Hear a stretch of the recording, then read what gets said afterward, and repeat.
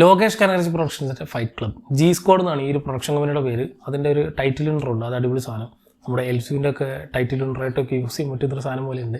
So അത് നല്ല രസമുണ്ട്. സോ ജി സ്ക്വാഡ് ഒരു പുതിയ പ്രൊഡക്ഷൻ കമ്പനിയാണ്. സോ അവരുടെ ആദ്യത്തെ പടമാണത്.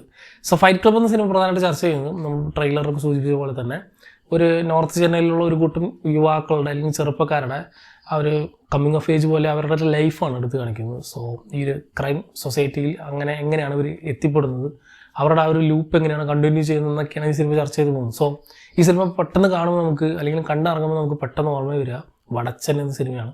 അതിൻ്റെ അതേ തീം തന്നെയാണ് ഈ സിനിമ. പക്ഷേ എനിക്ക് തോന്നുന്നത് നമ്മുടെ അങ്കമാലി ഡയറീസും വടച്ചനെയും കൂടി മിക്സ് ആയിട്ടുള്ള അല്ലെങ്കിൽ രണ്ടും കൂടി ബ്ലെൻഡ് ചെയ്തിട്ടുള്ള സാധനമായിട്ട് എനിക്ക് തോന്നി.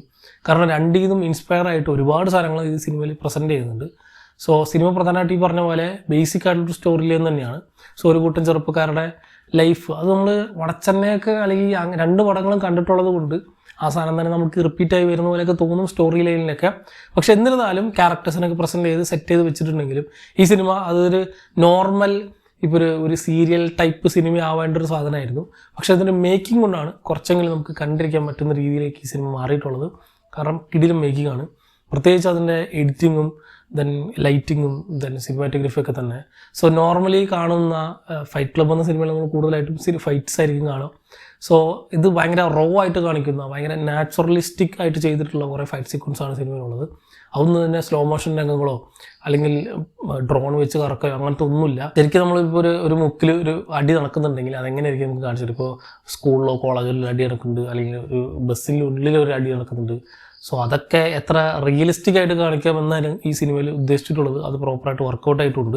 സോ അതുകൊണ്ട് തന്നെ സിനിമ കാണുമ്പോൾ നമുക്ക് മറ്റ് മാസ് ആക്ഷൻ സിനിമകളിൽ നിന്നും ഒരുപാട് വ്യത്യാസം ഈ സിനിമയിൽ പ്രത്യേകം നമുക്ക് തോന്നും. ആ ഒരു പഞ്ചിൻ്റെ സൗണ്ട് പോലും ഇല്ല, അത്ര അധികം റിയലിസ്റ്റിക് ആണ് സാധനം എടുത്തിട്ടുള്ളത്. പക്ഷേ അത് എത്ര പേർക്ക് ദഹിക്കുമെന്ന് എനിക്കറിയില്ല. പക്ഷേ ആ സാധനങ്ങളൊക്കെ എനിക്ക് പേഴ്സണലി ഇഷ്ടമായി.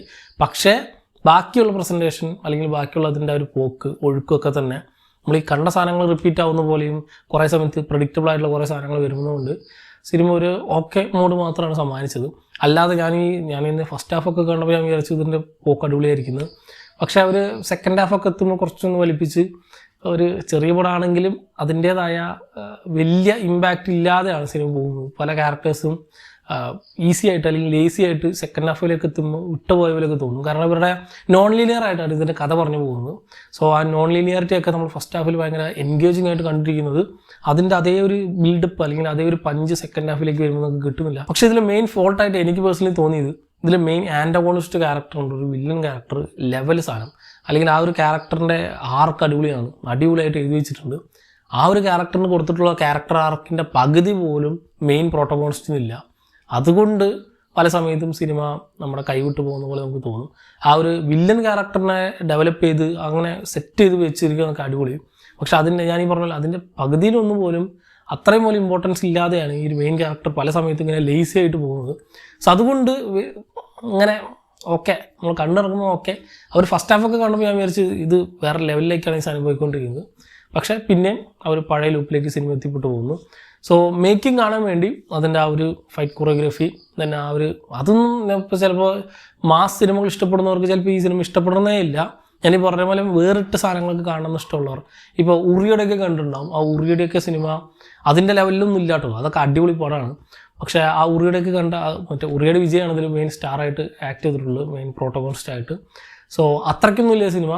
പക്ഷേ അതിനൊക്കെ ഒരു മോട്ടീവ് ഉണ്ടായിരുന്നു. ആ സിനിമയ്ക്ക് ഒരു മെസ്സേജ് ഉണ്ട് പറയാൻ. അത്തരത്തിലുള്ള ഒന്നും തന്നെ ഈ സിനിമയിൽ ഡെലിവർ ആവുന്നില്ല.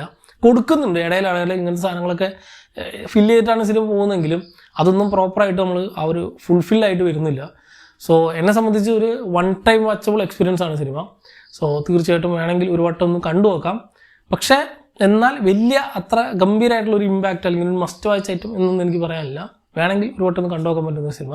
ഇപ്പോൾ നിങ്ങൾ അങ്കമാലി ഡയറീസും ഈ പറഞ്ഞ വടച്ചനെയൊന്നും കണ്ടിട്ടില്ലെങ്കിൽ ഒരുപക്ഷെ ഈ സിനിമ ഇഷ്ടപ്പെടാനുള്ള ചാൻസ് ഉണ്ട്. പക്ഷേ ഇതൊക്കെ ഒരുപാട് റിപ്പീറ്റ് അടിച്ച് കണ്ട സിനിമകളായതുകൊണ്ട് തന്നെ അതിൻ്റെ എക്സാക്റ്റ് റെപ്ലിക്കായിട്ട് എനിക്ക് പല സമയത്തും തോന്നിയത് കൊണ്ടാണ് ഞാനിതൊരു വൺ ടൈം വാച്ചബിൾ എന്ന് പറയുന്നത്. സോ തീർച്ചയായിട്ടും ഓൾറെഡി നിങ്ങൾ ഈ സിനിമ കണ്ടവരാണെങ്കിൽ സിനിമയെ പറ്റിയുള്ള നിങ്ങളുടെ അഭിപ്രായം താഴെ കമന്റ് ബോക്സിൽ കമന്റ് ചെയ്യുക. മറ്റൊരു വീഡിയോയിലുള്ള കാണാം.